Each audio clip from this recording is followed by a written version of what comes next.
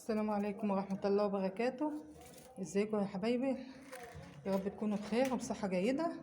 انا النهاردة طلعت لقيت مصيبة عند الارنبة فوق. خليكم معايا وهعرفكم ايه اللي حصل بالظبط. وما تنسونيش اللايك والشير والسبسكرايب وخليكم معايا. شايفين طلعت لقيت ايه؟ شايفين؟ الحمد لله ان انا طلعت دلوقتي. انا اصلا كنت لسه عندها دلوقتي ونزلت وسبتها وقلت اكيد شكلها هتولد. كانت عماله رايحه جايه عليا، رايحه جايه مش راضيه تسكت. حسيت انها هتولد، ما عملتش، ما نتفتش. كانت بتنتف الشعر وبتلقحه في اي مكان كده وخلاص. شايفين؟ طب انا هعمل ايه دلوقتي؟ هلمهم كلهم وهعمل لهم بقى عش وربنا يسهل. هنتف منها بقى شعر كده. شايفين؟ كل واحد في ناحيه. هي عشان تعبانه، هي طبعا دي الارنبه اللي عندها جرب. شايفين؟ ربنا يستر بقى وتعدي على خير. انا جبت بقى جبت دي قصاقيس تدفي يعني، عشان احطهم ادفيهم فيهم، عشان النهارده اصلا الجو برد جامد. مش مشكله بقى ايه، انا مش هعرف انتف منها اصلا شعر عشان هي اساسا تعبانه. فانا هحاول ادفيهم باي طريقه لحد ما احطهم لها ترضعهم.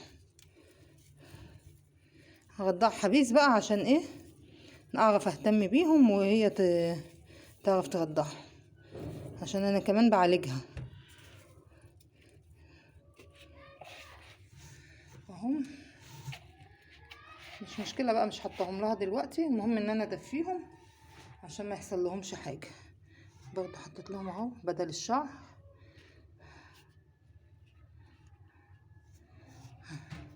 لو عرفت انتف منها بقى شويه بس كده قبل ما ارضعهم هنتف، هبوريكم بقى ان شاء الله. هعدل لها المكان برضه عشان احطهم في كرتونه كده جوه، عشان او صندوق رنجه، عشان ابقى لمهم من ما يطلعوش بره، وبرضه هي تعرف ترضعهم. انا لمتهم، هي طلعت بتنضف مكانها اهي، بتاكل الخلاص وبتاكل الدم اللي هي عاملاه.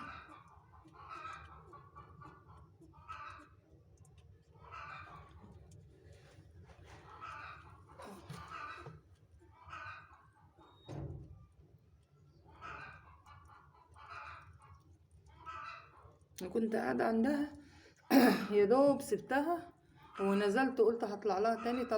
طلعت لقيتها والده. الحمد لله يعني، الحمد لله. ربنا يستر بس. متنسونيش اللايك والشير والسبسكرايب وكومنت جميل منكم كده.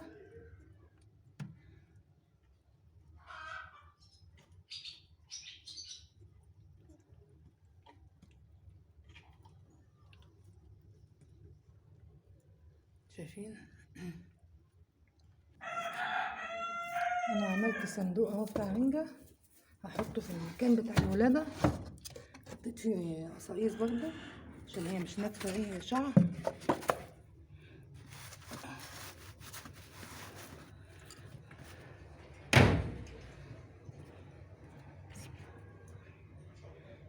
انا بقى مش عارفة افضي دلوقتي.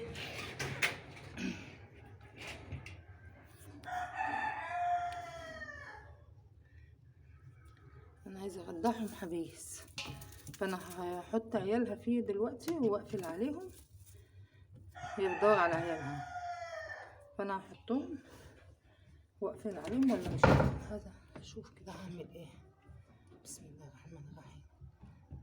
بس هما دفوا شويه. بسم الله الرحمن الرحيم. انا بخاف اصلا من الارانب لما بتبقى والده، احبسها بعيد واحط عيالها. تعال تعال.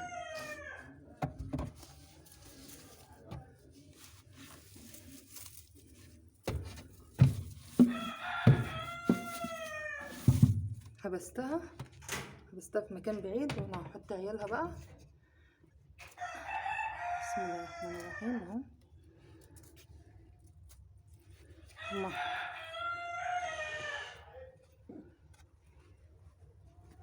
هعمل لهم حفرة كده عشان يدخلوا فيها. بسم الله الرحمن الرحيم. بسم الله الرحمن الرحيم. بسم الله الرحمن الرحيم. بسم الله الرحمن الرحيم. بسم الله الرحمن الرحيم. سقعني.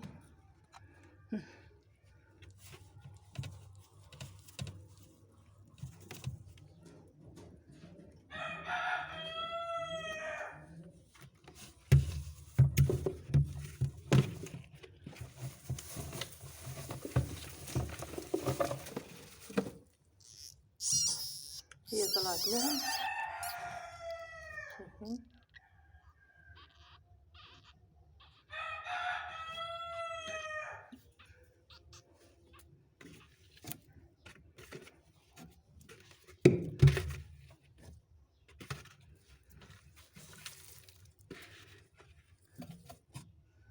هي بقى ممكن تنتف ريش لهم ولا شعر ولا ايه، فانا هغطي شويه كده وابص عليها تاني. انا غطيت اهو، هسيبها دلوقتي معاهم شويه عشان يمكن ربنا يهديها وتنتف لهم شويه شعر. ربنا يسهل الحال.